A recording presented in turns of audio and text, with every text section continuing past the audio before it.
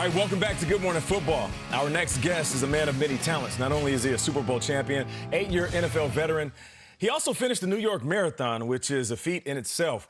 He is currently the manager of NFL player engagement. Please welcome to the virtual breakfast table, Usama Young. What's up, Usama? How you doing, bro? Yo.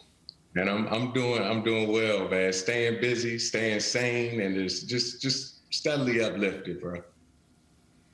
That's what's up, man. Well, it's good to hear. Now, you're a former safety in the NFL, like I said. Now, as a former player, you know what it's like to have ideas of moving on to something else after your career is over, and then you know individuals that struggle with that. The newest NFL Legends podcast discusses the transition from the field to the next chapter. Tell us more about that transition and what we can expect in the latest episode. Man, you can expect real. You can expect real. You can expect a story between us three. We got three guys on: myself, Darrell Young, and Daryl Campbell. And we all played in the league. We all played at the highest level, but we all went through that transition that you alluded to. And in that transition, it's tough. It's tough to move out of the football mindset. It's tough to move into a corporate space. And also everything that's going on in our communities, it spilled over into the corporate space. So it can be frustrating at times, but it also lends an opportunity for growth. So we all grew together. We all talked about our stories. We're real. You're going to listen to some stories that you don't necessarily expect, but being on the field is one thing, but having that corporate mindset, we go in, we discuss it, and we talk about how as players, we're not only talented on the field, but we're talented off the field, and we bring forth valuable ideas, and we're also valuable to the NFL corporate space as well.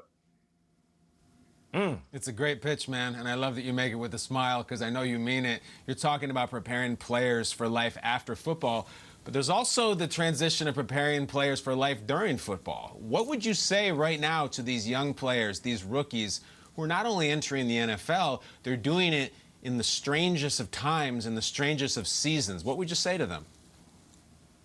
And I'd have to say, stay ready.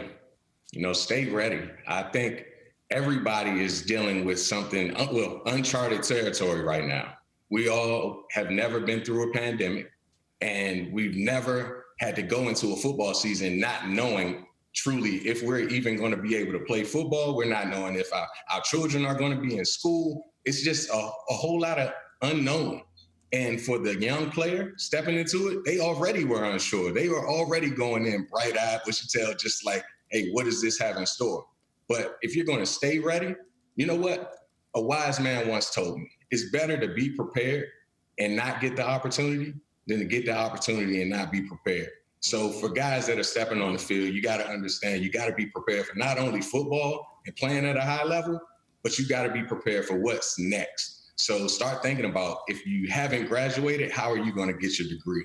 Going into the offseason, start honing in on talents that you might have or passions that you're not too sure about and how you're going to utilize those. Start thinking about how you're going to develop and possibly transition, because we're not sure. So stay ready. And that's going to translate into success on the field because it eases your mind. You're able to focus a little bit more. You're able to understand that once things do go back to normal, we'll be able to have some success. Yeah. Yep. I love that. That's not just advice for people on the field. That's advice for everybody. Thank you for being here today. Of course, I want to talk about when you were drafted. So sort of the things and the elements that were going around at that time. It was less than 2 years after Hurricane Katrina. There was a rebuild. There was a lot going on.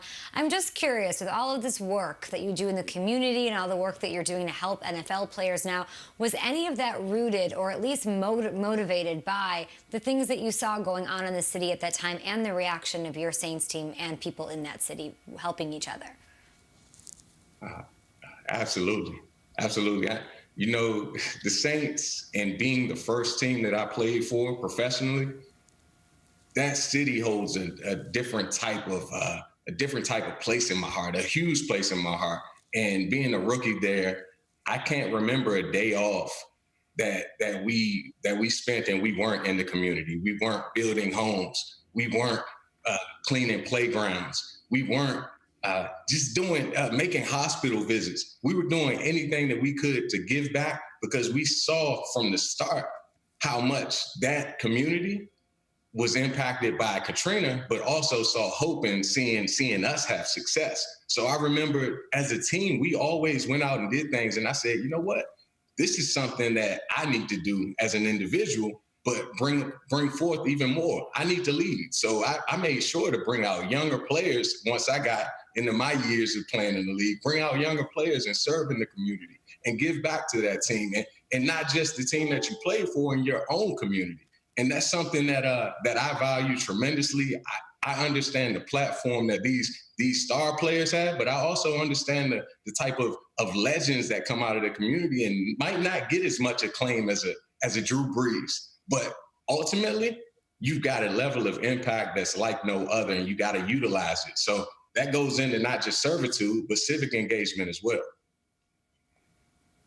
Yeah, and Usama, you're one of those players, a legend from that Super Bowl team. I mean, Tracy Porter wasn't necessarily a household name. He's a legend from that Super Bowl team. A lot of the guys from that squad have stepped up and emerged. But at the end of the day, Brees and Peyton are the two faces that are still there after all these years on the Saints.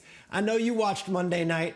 What's your message to Saints fans as we move forward after a tough loss to the Raiders on Monday night in Las Vegas? Man, stay with them. And I don't even think I need to tell the Saints fan this. They've always been loyal. They've always been there for their squad. Whether it's been ups and downs, they're going to be there.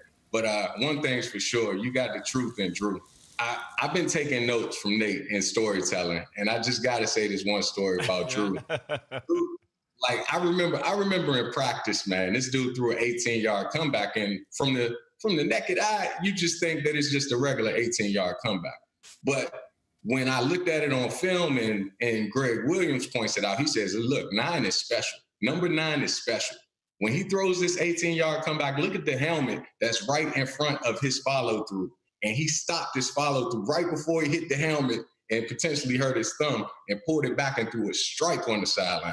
And I was like, yeah, he's like no other. He's like, yeah, take care of Drew. Take care of Drew. But these guys, they had a rough one this past week, but they'll bounce back. Sean Payton will have them ready. And Saints fans, who that?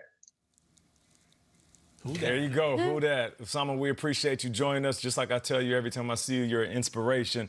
And thank you for taking care of the next generation of NFL athletes. And thank you for leading the way. Thank y'all for having me.